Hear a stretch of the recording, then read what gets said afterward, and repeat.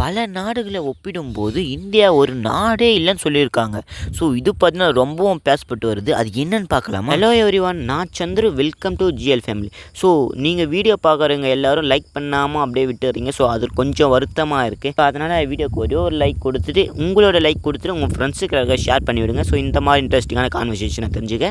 சரி வாங்க, அப்படி என்ன நடந்திருக்குன்னு வீடியோக்குள்ளே போய் பார்க்கலாம். இது பார்த்தீங்கன்னா வேறு யாரும் சொல்ல, மிகப்பெரிய நிறுவனமான இன்ஃபோசிஸ் அவங்களோட தலைவர் தான் நம்ம நாராயணமூர்த்தி. அவங்க பார்த்தீங்கன்னா சொல்லியிருக்காங்க. ஸோ இந்த மாதிரி ஒரு லைனை சொல்லியிருக்காங்க. இவங்க அப்படி சொல்கிறதுக்கு என்ன காரணமாக இருக்கும்? ஸோ அதை முழுக்க நான் பின்னாடி சொல்லிக்கிட்டே வரேன், மறக்காமல் பாருங்கள். கொல்கத்தாவில் ரீசெண்டாக நடந்த ஒரு நிகழ்ச்சியில் இன்ஃபோசிஸ் தலைவரான நாராயணமூர்த்தி பார்த்தீங்கன்னா கலந்து கொண்டிருப்பாங்க.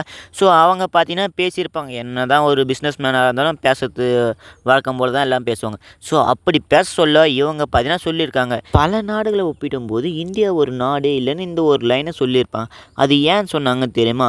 இன்னும் நம்ம இந்தியா பார்த்தீங்கன்னா வளராமல் இருக்குது, அந்த ஒரு காரணத்தினால சொல்லியிருப்பாங்களா? அப்புறம் ரீசெண்டாக அப்படியே உள்ளே போக பார்த்தா ரொம்பவும் இன்ட்ரெஸ்ட்டாக இருந்தது. இதுக்கு முன்னாடி கொடுத்த பேட்டியில் கூட அவங்க பார்த்தீங்கன்னா ஒன்று சொல்லியிருப்பாங்க.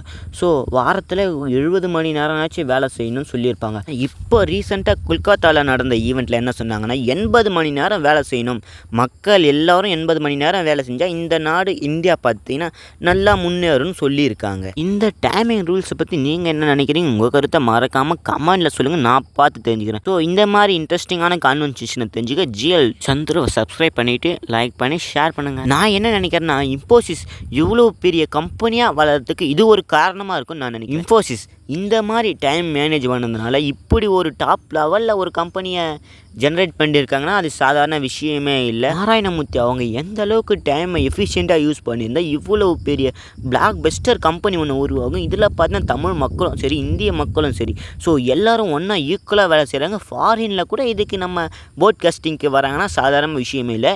இன்ஃபோசிஸ் ஒரு வேறு லெவல் பிக் லெவல் கம்பெனி நான் நினைக்கிறேன். நீங்கள் என்ன நினைக்கிறீங்க? உங்கள் கருத்தை கமெண்ட்டில் சொல்லுங்கள். இந்த உலகத்தில் வாழுற எல்லா மக்களுக்கும் ஒரு கோல் இல்லைன்னா ட்ரீம் இருக்கும். ஸோ அதை நிறைவேற்றுறதுக்கு டைமிங் மேனேஜ்மெண்ட் வந்து ரொம்பவும் முக்கியமான விஷயம் ஒன்று.